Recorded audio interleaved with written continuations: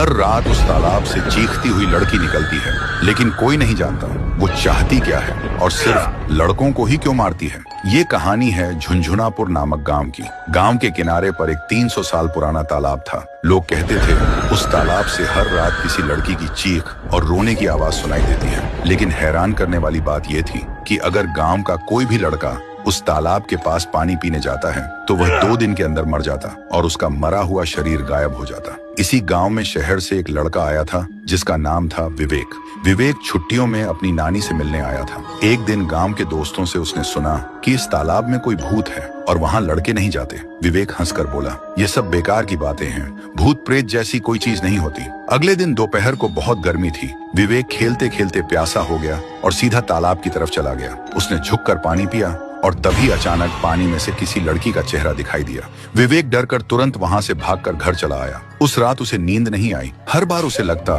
कि कोई उसे देख रहा है, कोई उसके कानों में फुसफुसा रहा है। सुबह विवेक ने गांव के बुजुर्ग से पूछा, चाचा यह तालाब इतना डरावना क्यों है? चाचा ने गहरी सांस लेते हुए कहा, बेटा बहुत साल पहले यहाँ एक लड़की डूब गई थी। कहते हैं वह अब भी इस तालाब में भटक रही है, लेकिन ध्यान रखना वह सिर्फ लड़कों को ही बुलाती है और वही उसके शिकार बनते हैं। ये सुनकर विवेक और परेशान हो गया। उसके मन में सवाल उठने लगे, मैंने जो देखा क्या वह मेरा भ्रम था या सच में कोई था? और अगर सच में है तो वह सिर्फ लड़कों को ही क्यों बुलाती है? इसका जवाब जानने के लिए विवेक ने एक बाबा को बुलाया। सभी गांव वाले इकट्ठा हुए। बाबा तालाब के किनारे पहुंचे। अचानक बाबा उस तालाब को देखकर कांपते हुए बोले, यहाँ जो है उसे रोकना मेरे बस में नहीं है, ये बहुत शक्तिशाली है। ऐसा बोलकर बाबा तुरंत गांव छोड़कर चले गए। गांव वालों का डर और बढ़ गया। विवेक के मन में अब एक ही सवाल था, बाबा क्यों डर गए? आखिर उन्होंने क्या देखा? आखिरी दिन विवेक ने हिम्मत की। आधी रात को वह तालाब के पास एक पेड़ के पीछे छुप गया। तभी अचानक तालाब से रोने की आवाज आने लगी। धीरे धीरे पानी से